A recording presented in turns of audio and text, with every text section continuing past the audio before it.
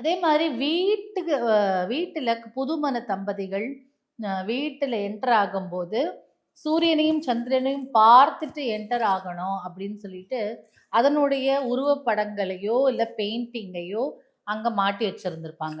அதை பார்த்துட்டு தான் புதுமண தம்பதிகள் உள்ள போவாங்க. அப்படி போகும்போது அவங்களுக்கு வந்து நிறைய செல்வ செழிப்பு, வாழ்க்கையில் வளம் மிகுந்து வாழ்வாங்கன்னு நம்பப்படுது. ஆனா அவங்க இப்போ இப்போ அதை கவனிக்காமலே போறாங்க.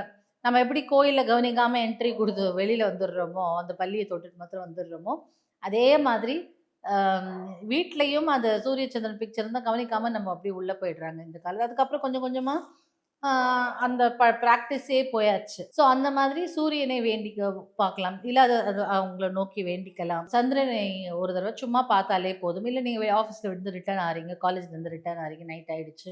இப்ப சந்திரன் இருந்ததுன்னா சந்திரனை பார்த்தாலும் நல்லது. சூரியனையும் சந்திரனையும் டெய்லியே தரிசிக்கிறது ஒரு பழக்கமா வச்சுக்கலாம். வாழ்வில் பல வளங்களை பெற்று சந்தோஷமா வாழலாம்.